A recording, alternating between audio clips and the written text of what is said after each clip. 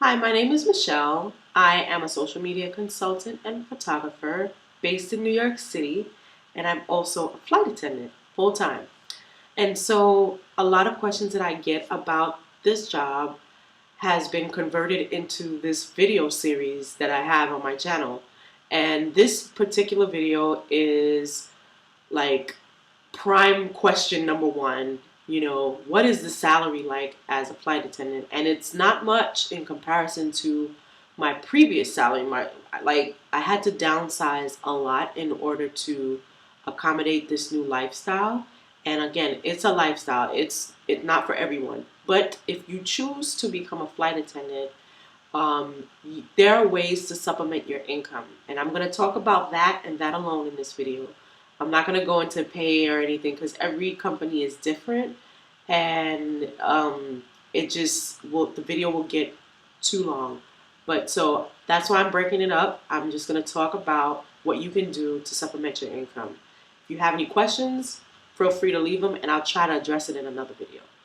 So the first thing I wanted to say is that a lot of times people I've been noticing are becoming contractors and consultants, and those are two different things. Like when I say contractor, I mean like you are an Uber driver.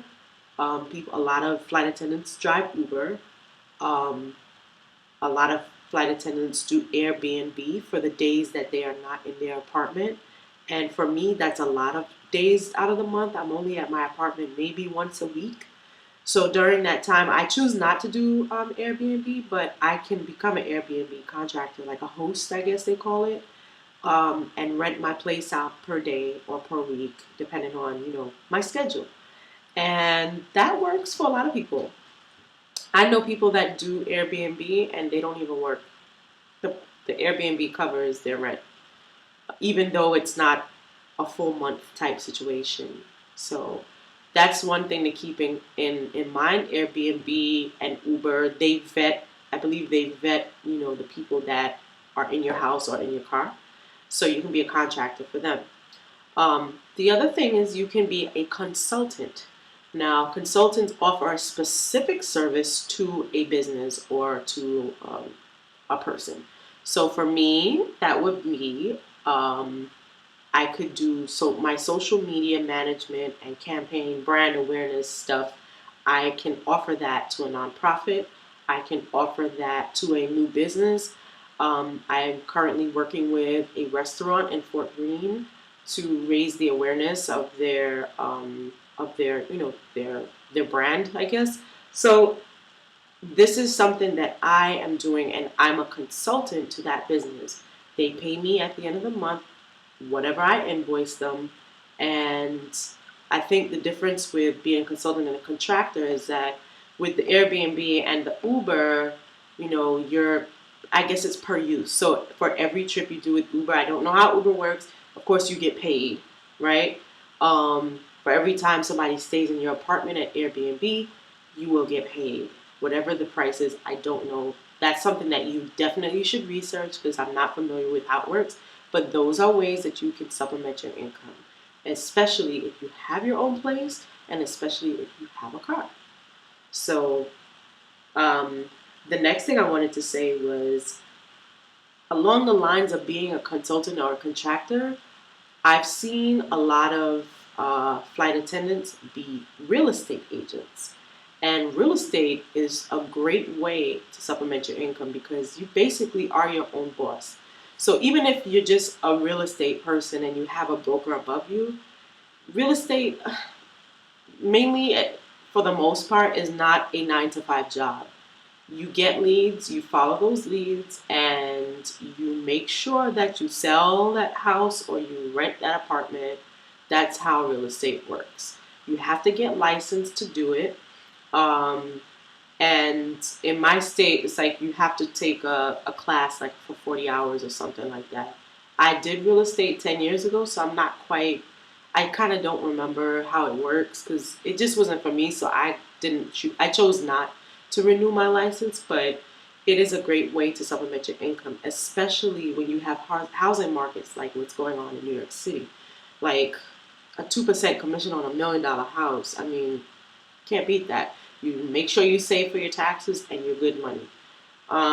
So that's a great, and another thing about real estate agents and Uber and Airbnb is, again, you are segmenting your weeks. I'm on for 3 days this week, so I'm free those 4 days. So I can rent my place, I can drive Uber, I can do closings on those 4 days. That's the mode that you have to be in. So it's a decent living, and then you have your other job that allows you to fly all over. So it's up to you to decide what you want to do with that.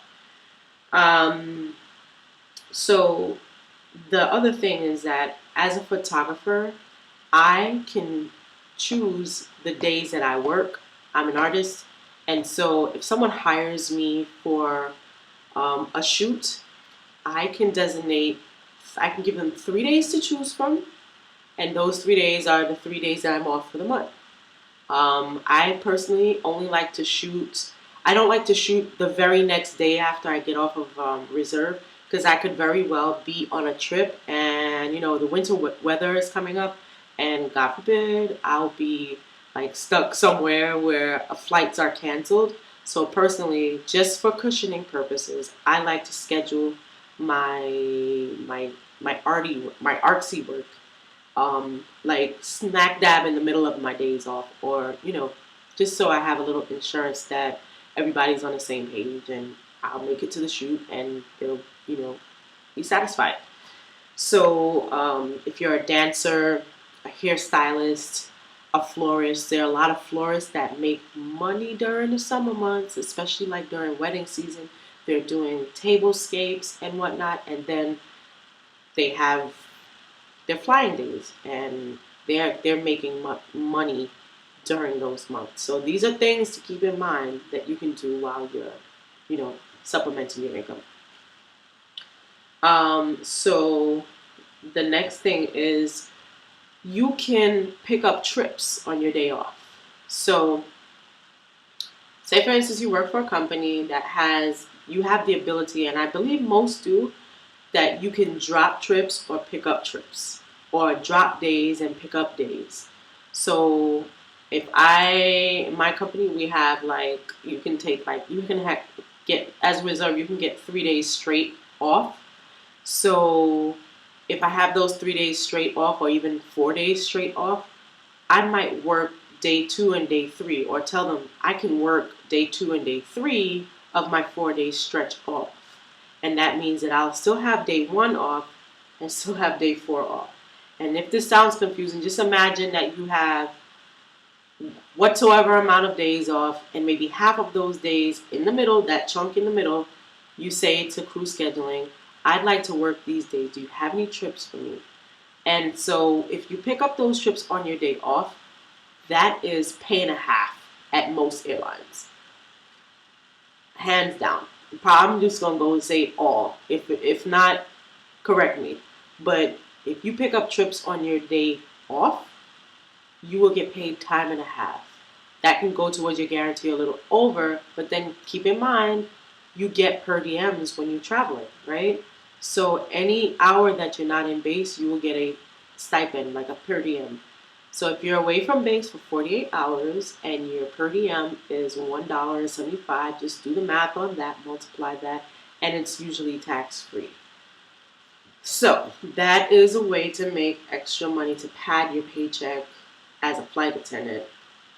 And I believe the last thing I have on this list is to have some kind of passive income, or selling things. Now this is a classic thing that flight attendants used to do, and I saw this at my previous airline. We were regional for American Airlines, and commuting on the bigger jets, I would always meet senior flight attendants who would ask me, am I selling anything? And I didn't know what to make of that. But it was lots and lots of years ago, when people used to sell Mary Kay, Avon in the catalogs. Apparently it was a thing that most flight attendants sold something. There was like my mom coming up, she used to sell encyclopedias. So I'm assuming that I'm sure a flight attendant did sell encyclopedias while on the job. And, just as long as you're not infringing on company time or taking away from your, you know, from taking away from, your passengers or something, you can sell to those other flight attendants who are commuting, or just talk yourself up if you're a part of like any type of like modern day multi-marketing scheme, like a lot of fitness. There's a lot of fitness and a lot of beauty. I'm not going to say any names. A lot of fitness and a lot of beauty products that you can sell, and you can rise up in ranks, and make sure that you hire people under you, and you rise up quicker, and you make more money. That's one way of gaining a supplementary income. Do I know people that do this? I do.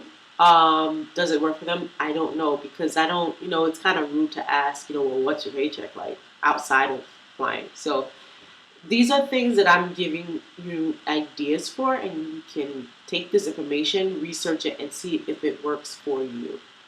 I don't know if I mentioned this within the multi-level marketing or the salesy stuff, is that you can also have a passive income. So I am a photographer, and a lot of photographers that are well known, I mean like known, but they're like a household name in the industry. They have blogs, right? And they have websites. And sometimes on their website, people like me, other photographers, will go to their website just to, maybe they have blog posts geared to other photographers. And one of them would be like, what do I have in my bag? Or what do I take with me on a typical day of the life of a shoot in a day of the life of me? And so they'll list all the contents in their bags, and those content, the lenses, the camera bodies, the tripods, whatever they take in the bag will be links to Amazon, and those will be affiliate links, and they have to disclose it. But say for instance, I clicked on one of those links and said, hey, I like this lens. He talks a lot about it. He shoots with it. Wow, I think I want to buy this. And lo and behold, I buy that lens. They will get a small commission. Those are called affiliate links. On Amazon, it was called an A store or something like that. I haven't looked into it in a while, because to me, it just, it wouldn't work for me. I'd have to build a following on my blog for that to work. So passive income, multi-level marketing, or I just being a sales representative for a company, we'll just call it that. Being a real estate agent, being a contractor for Airbnb, for Uber. Those are some of the things that you can do. And I pray that if you choose this lifestyle, you research it, because don't let the income scare you off. Because usually when they quote income in the interview or on the website, that is base income. That's what you're getting for your guarantee, which is your monthly set pay. You get per diem, and you will get bonuses depending on where you are, because we get bonuses at my company, which is great. And take into consideration your lifestyle change. So when I worked at an office, I made about 4 times what I'm making now, but half of that was taxed. I only really brought home 2 to 3 times what I'm making now, even though I made 4 times as much. And then let's talk about the lifestyle of making that kind of money and being in that genre of single, cute chick, okay? You're always going out to eat, going out to drink. It's pricey in New York to do all those things. Now I don't do it as much. I only do it on the days that I get paid, okay? So that's twice a month. And it's planned in advance. And I'm asking people, hey, I'm going to be off on the 17th. I get paid on the 15th, but I really want to go out on the 17th for a bite to eat or a quick, movie or something. And so it takes a lot of planning and push and pull to be able to afford this lifestyle of being a flight attendant. My goal is to make sure my rent is paid and my light and gas is paid and my cell phone bill is paid. I don't have any other bills. I had to downsize, and those are things that you're gonna have to do to be a flight attendant. So without going into that, because that is actually another video that I've already pre-recorded, how to downsize your life into the flight attendant lifestyle. So I'm just gonna leave it at that, and hopefully this video will help you make the decision on becoming a flight attendant. Anyway, it's really late here. It's 3 in the morning, and I have to be on call for like 11 tomorrow. So I just want to say good night and have a great, day, week. All right, bye.